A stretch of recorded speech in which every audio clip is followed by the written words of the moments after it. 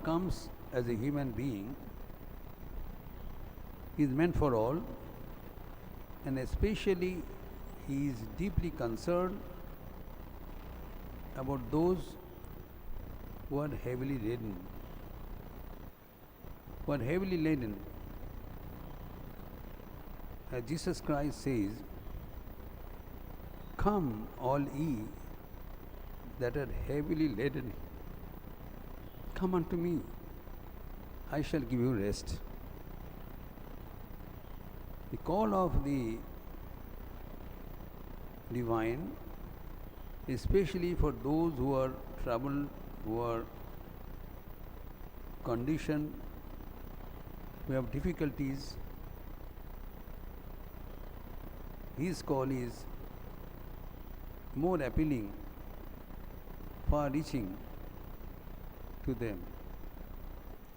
Here also in the congregation there was householder devotees. There was a brother of Girish Chandra Ghosh, whose name was Atul Chandra Ghosh, was an advocate in Calcutta High Court. Very ordinary profession. He wanted to ask, even while leading the legal profession, is it possible to realize God in this life? Sri Ramakrishna said, of course. Now Atul expected that Sri Ramakrishna would advise a long prescription of intricate spiritual practice. But he did not. He said not only that you can realize God, but the method is you continue to do whatever you are doing, but add something more. In Bengali says, "Tumi eo koro, o koro." You do this and do that. Eo koro means that you continue to do your professional duties, and o koro matlab you also think of God. This is not any novel advice, not very new, but spoken in a very simple language. Sri Krishna in the Bhagavad Gita gives the same message, which is considered to be the essence of the Bhagavad Gita, the gist of Bhagavad Gita. There are 18 chapters and lot of knowledge transfer, but gist of the sermon is given in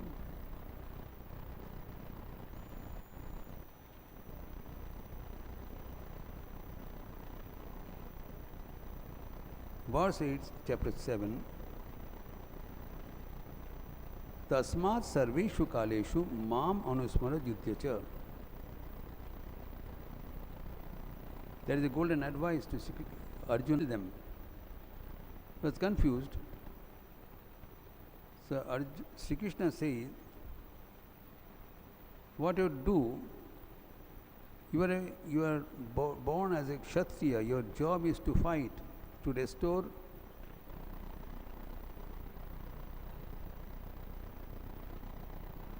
dharma, restore justice.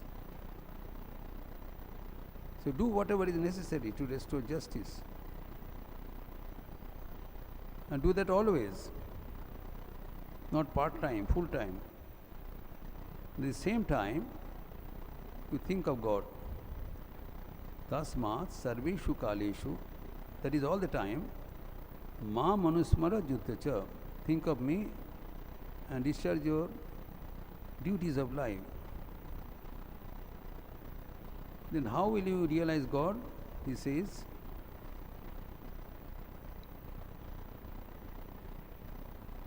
Mayarpita manobuddhi mameva eshtasi asamshayam. So if you go on thinking of God all the time, your mind will be ever attached to the divine, and when you do the work diligently, your intellect, your buddhi also will be attached for doing some constructive work. So your mind and intellect will be constantly attached to the divine, and consequently at the end of the life you will rest in the divine. That is the goal of life. So in order to achieve the goal of life is to become divine. We are all divine, but unfortunately we have forgotten our divine heritage. We think we are mundane, we think we are sinners, we think we are limited. But we have another dimension. First it has to be heard and believed, and then realized. That is the goal of life. And the method of realization, Sri Ramakrishna says, you do this and do that also. No difficulty. But it is too simple to believe. It is not possible to do something unless we believe in it. We must have firm faith that whatever Sri Ramakrishna is saying is for our benefit. He is not befooling us. And he is not giving any elaborate prescription. Whatever we are doing, the job of Arjuna was to fight, job of a student is to study, the job of a doctor is to see the patients. So and he is a lawyer, his job is to attend to his clients. He is not telling you give up your profession. You do it with earnestness, with sincerity. But at the same time, keep a portion of the mind in the thought of God. Now, a person was present there, he said, because Atul was not a Brahmin, he was a Kayastha. The Vaishnava was there, he said, is it possible if a person is not a Brahmin? Because previously it used to be thought that spiritual activities are reserved for a certain class of people, certain caste like Brahmin. Sri Ramakrishna immediately denied. He said, no, it is meant for all. In this yuga, there have been instances of people from even lower origins, lower background, having the highest exalted way of life, like Shabari.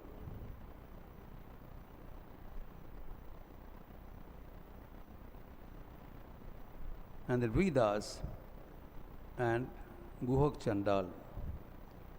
We already discussed at length the lives of Shabari and Vedas, and we have been discussing about the life of Guhak Chandal.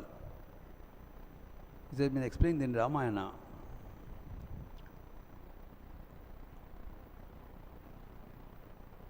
Even being a person of the Nishad, boatmen and fishermen, Kebat evam Machua, he expressed the highest degree of devotion for which he is worshipped even now, despite his background, born of a very low caste.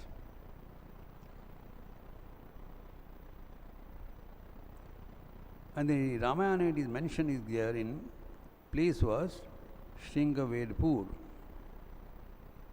We are fortunate that we are very close, physically very close to that place. It is in Prayagraj district, and it is mentioned even in Mahabharata.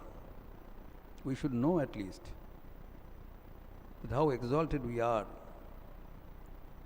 We are close to such places of pilgrimages, sanctified.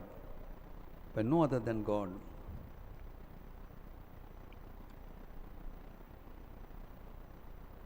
It has been mentioned in the Mahabharata that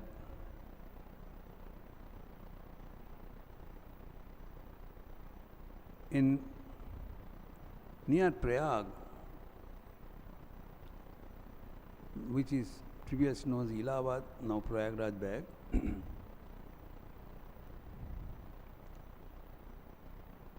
on the shore of the Ganges, there was a big kingdom of Shringaverpur, where the king was Hiranyadhanu.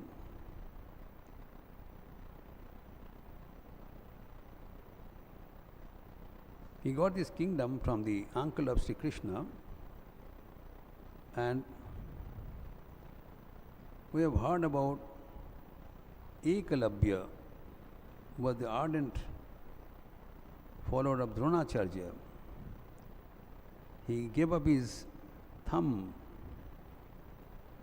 for the sake of excellence of Arjuna. He is very famous, Ekalabhya ke Atmatyag. Ekalabhya was the son of Hiranyadhanu, and his descendants were known as Nishad.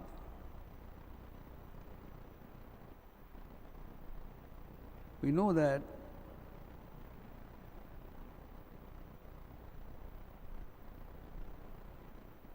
Dhritarashtra, Pandu এবং Vidur,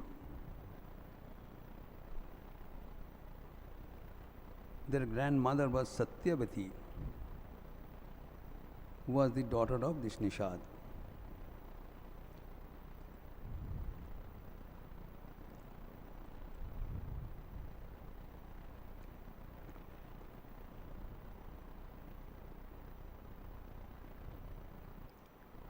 This is about 23 kilometers away from Allahabad. There is a place called Kurai, where Sri Ramchandra descended, and where there is a small temple even now. No, this Shringaverpur is also known for the advent of Sri Ramchandra. There was a great rishi, his name was Shringi.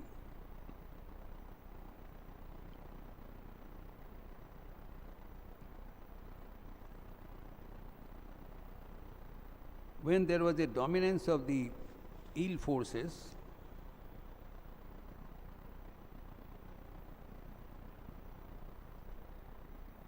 then King Dasharatha was in great distress. How to control the evil forces of the society? And also he didn't have a son.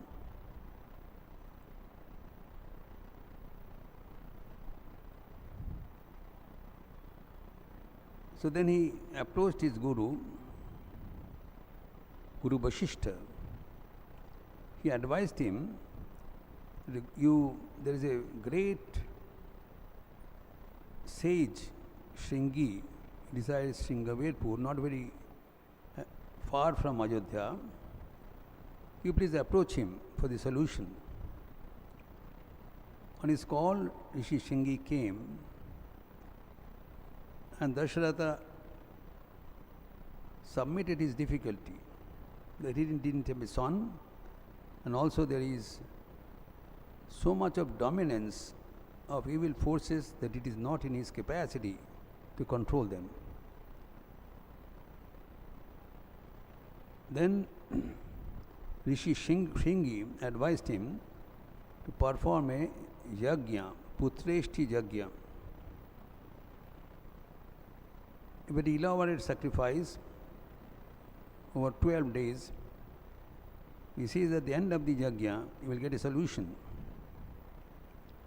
And we know that at the end of the yajna, from the fire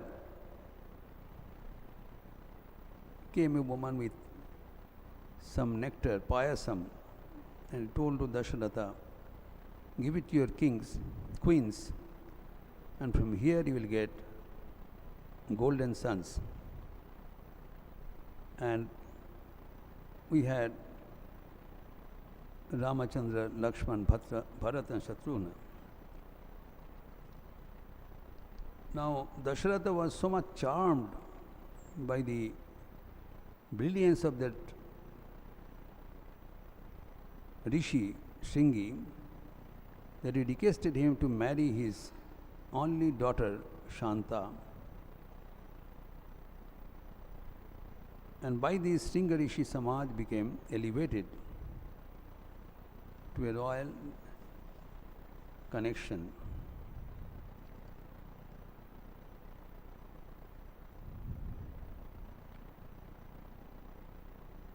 Now, this Shringabedpur used to be the capital of the Nishad Raj, from where Guhak was sent to Gurugriha and he studied with Sri Ramchandra.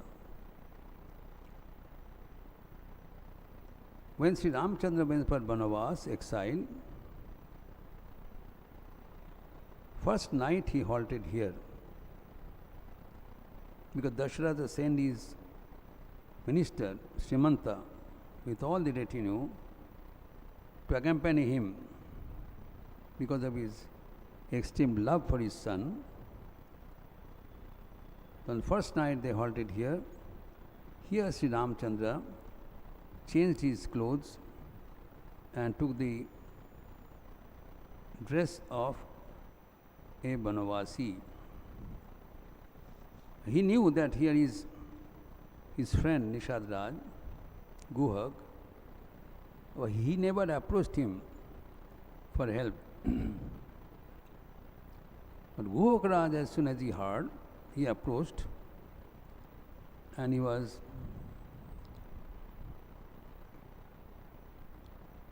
he offered himself and his entire kingdom for the services of his friend. Now, we are the great devotee. So as soon as Sri Ramchandra saw his friend, as usual, he asked, "Tum kaise ho? How are you?" He said, "Nath kusala pada pankaj dekhe,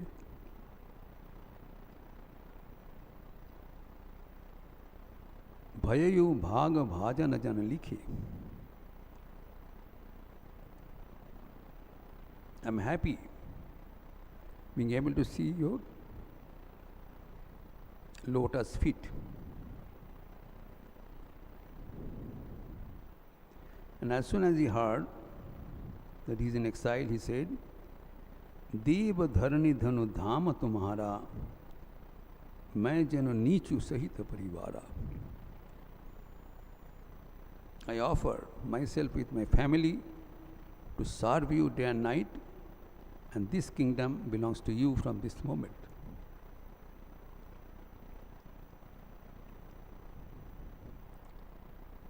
When Sri Ramchandra denied, no, he is in exile, he cannot accept as per the norms,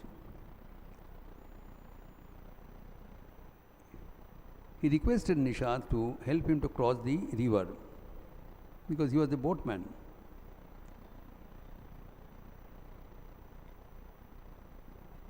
But Nishad Raj says, "I will do that in exchange of one favor. You will permit me to wash your feet." It is a very peculiar demand from a boatman. He didn't ask any fees. So there is a story that how this Nishad Raj became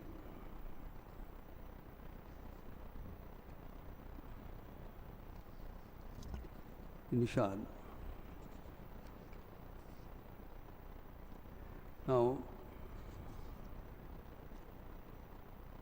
it is told that in his previous birth, वो कछुआ हुआ करता था, he was a tortoise. And जब भगवान अनंत शयन में शयन किए थे,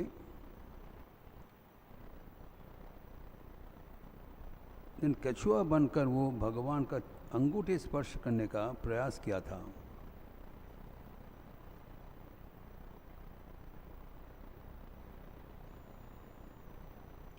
His only attention was to touch the feet of God and serve the feet, but he could not get the opportunity.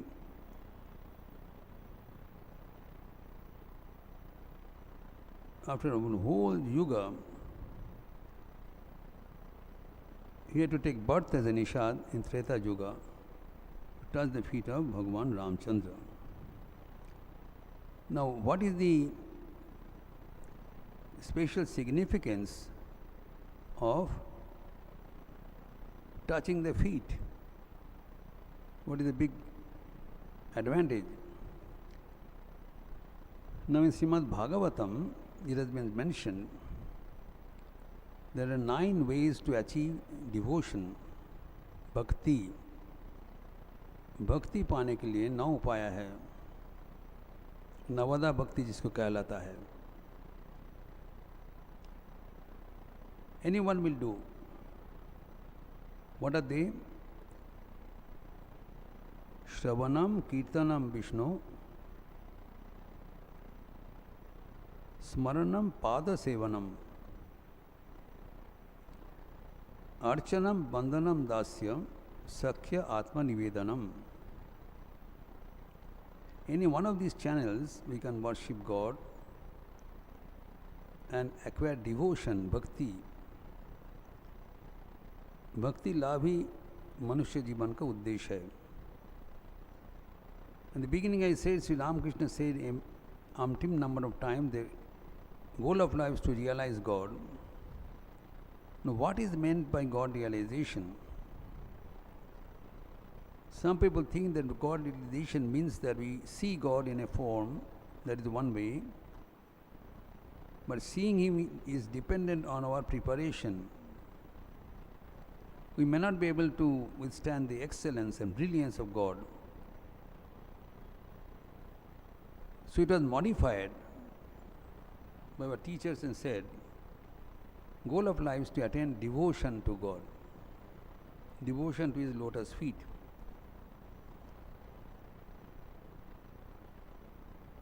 Now what is there in the feet? As he said, the ways to realize, to attain devotion is to hear about God, Shravanam, then to chant His name, Kirtanam, or to remember Him, Smaranam. Fourth is Pada Sevanam, to serve His feet, which Nishadras took this method. And fifth is Archanam, Puja, as we do worship in temples. Archanam, that is also a way to attain devotion. And then Bandhanam, when you sing His glory, this आरती बंदन हम लोग करते हैं, भजन कीर्तन करते हैं, संकीर्तन करते हैं. And then Dasyam, servitude, as Hanumanji serves as servant to Lord Rama forever. And then Sakhyam, to have friendship, as Nishadras did. He was a friend of Rama.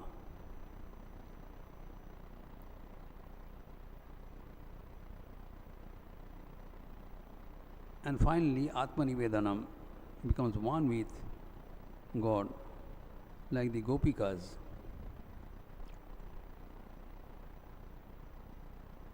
So when Nishadra in his previous birth, being a Kachua, could not do this, in this birth he was granted. Ramchandra knew, so he readily agreed. And he allowed him to wash his feet So what is their big thing is washing the feet on Pada Sevanam. It is mentioned that all the energy, positive energy of a person, gets concentrated in the feet, and from the feet it gets disseminated. So this is the discharging point, and our hands are point of acquisition. By hands we receive, and from feet it is distributed. That's why it is a tradition in our culture, Pada Sparsha, Charan Sparsha, बुजुर्ग को वंदना करना चरण स्पर्श करके, touching the feet. This is never, nowhere it is done throughout the world. The way of greeting is shaking hands. But here it is offering our respect by touching the feet of the elders, from where we get positive energy, and it is accepted with our hands, palms. It is mentioned in the scriptures details. The feet of God is the source of all spiritual powers. Even the river Ganga, which is sanctity forever, by touching the water of Ganges, anybody becomes purified. That Ganga sprang from the feet of God, Vishnupada. Big story, I don't go into the details.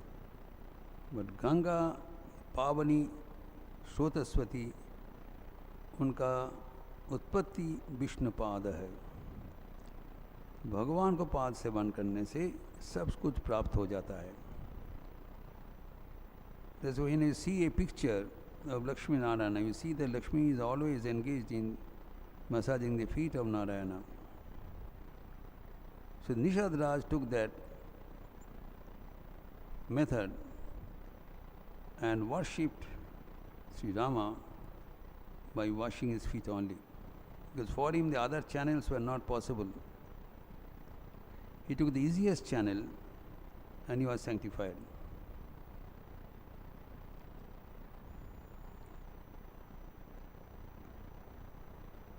And then he accompanied, when he crossed the boat, then Rama thanked him,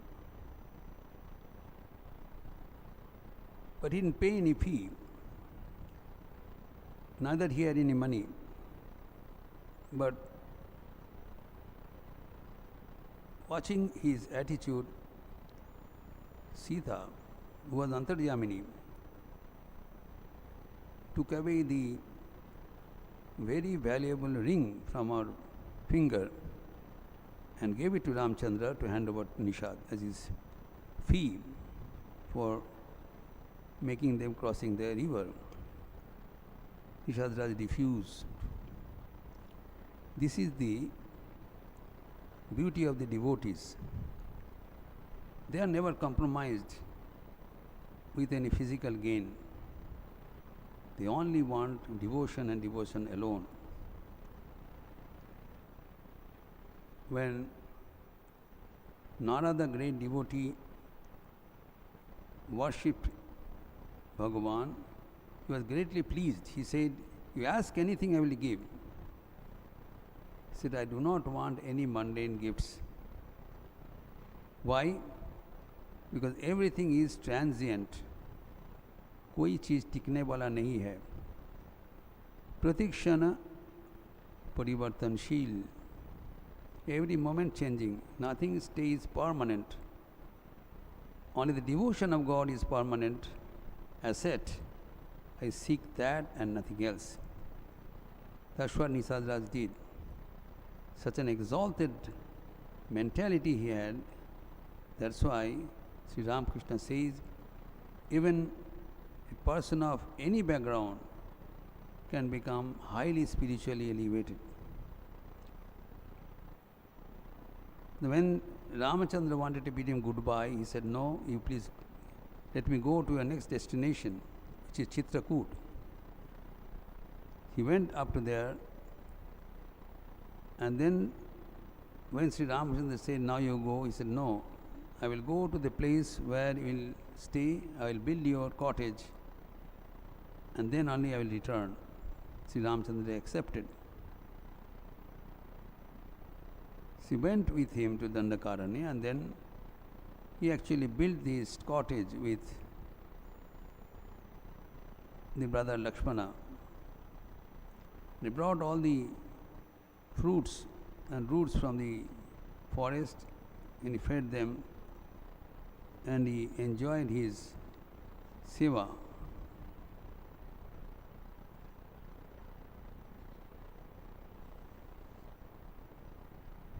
Now here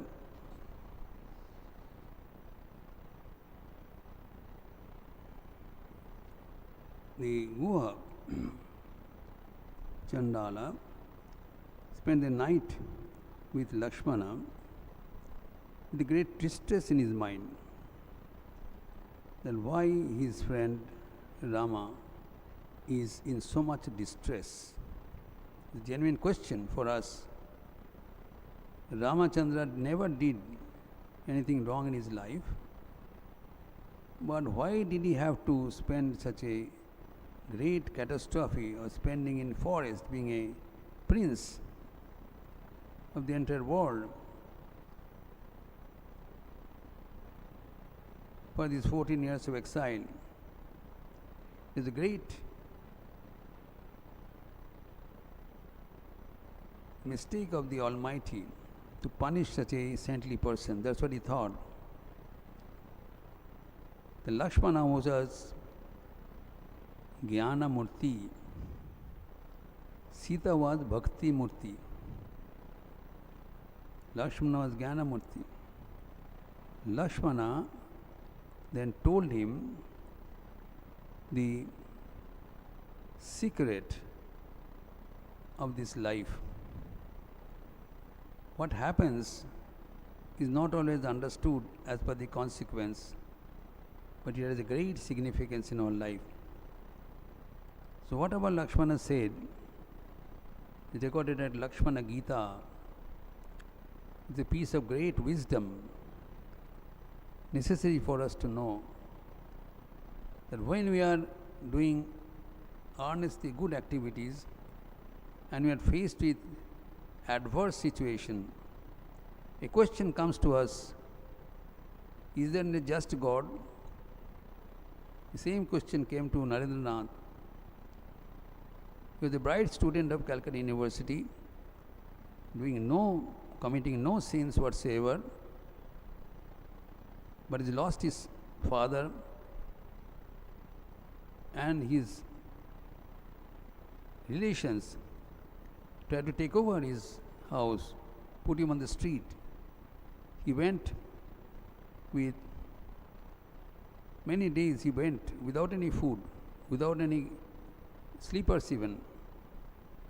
So one day he was thinking that there is a very ruthless creator who is not able to manage this world, his kingdom. But Sri Ramakrishna told him that you have to understand the intricacies of our life. The adversaries come to us in the form of blessings.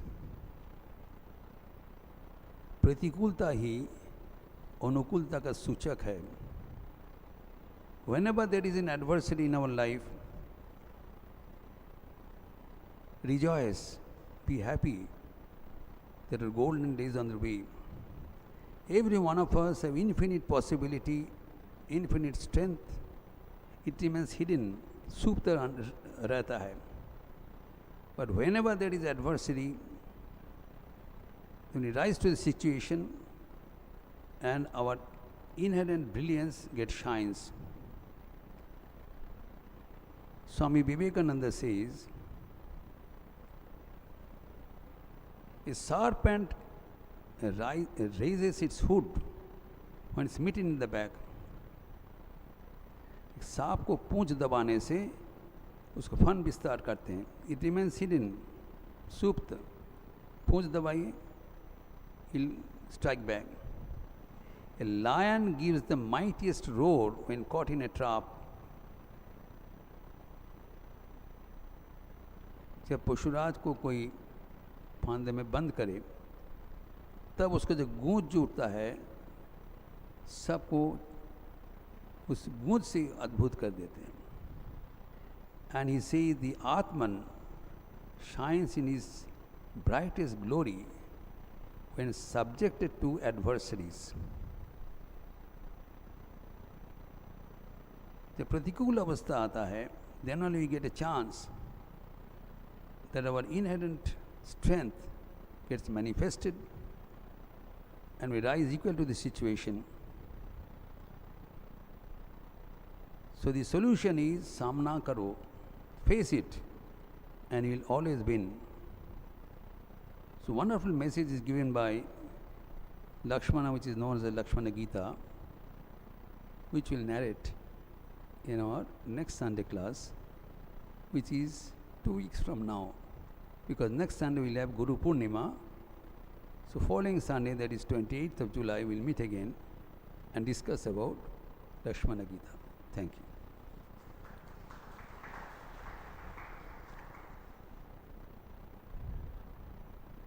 Niranjanam nityam anantarupam bhaktanukampaadhritavigraham vai nishadadajam parameshamidhyam tam Ramakrishnam shirasa namama. Om Shanti Shanti Shanti Harihi Om Tat Sat Shri Ramakrishna Arpanamastu.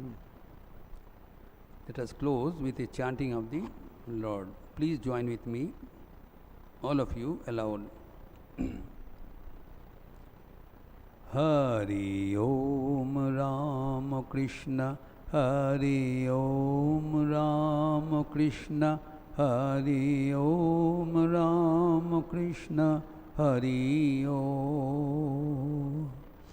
Hari Om Ramakrishna, Hari Om Ramakrishna, Hari Om Ramakrishna, Hari Om. Hari Om Ramakrishna, Hari Om Ramakrishna, Hari Om Ramakrishna, Hari Om. Hari Om Ramakrishna, Hari Om Ramakrishna, Hari Om Ramakrishna, Hari Om. Hari Om Ramakrishna, Hari Om Ramakrishna, Hari Om Ramakrishna, Hari Om. Hari Om Ramakrishna, Hari Om Ramakrishna, Hari Om Ramakrishna, Hari Om. Hari Om Ramakrishna, Hari Om Ramakrishna, Hari Om Ramakrishna, Hari Om. Hari Om Ramakrishna, Hari Om Ramakrishna, Hari Om Ramakrishna, Hari Om. Hari Om Ramakrishna, Hari Om Ramakrishna, Hari Om Ramakrishna, Hari Om. Hari Om Ramakrishna, Hari Om Ramakrishna, Hari Om Ramakrishna, Hari Om.